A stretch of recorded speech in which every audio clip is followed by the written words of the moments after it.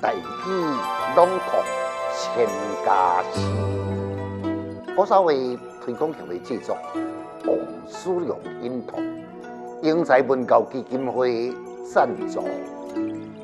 蝶流花，作者韩愈。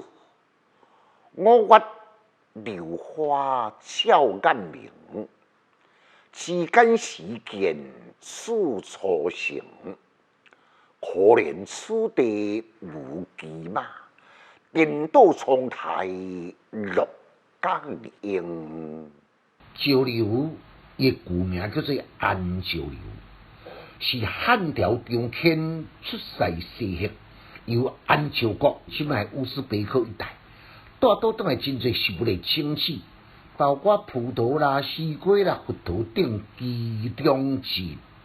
这首呢，伫唐诗另外地做第张十一李舍三应流花之一。这是作者呢，甲伊好朋友张十一，当时被朝廷边疆外放所写的3首来赠送予张十一其中的头一首。石榴花是开伫5月热天的季节，盛开的时阵安尼红拍拍，伫日头照耀之下，非常的鲜艳。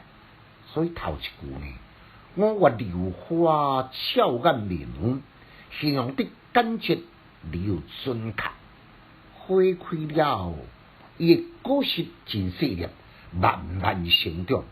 通常呢，迄榴花绽放，枝叶无成，果实真细，所以真少人注意到。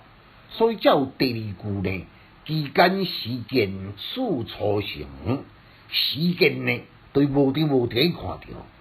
这两句呢，若描写花开的盛况，也串联看花的人心情愉悦，相当传神。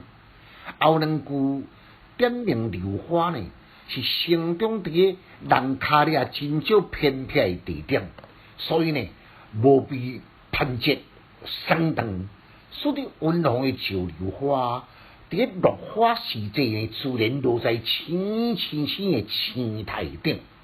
花开艳丽，无人来欣赏，实在可惜。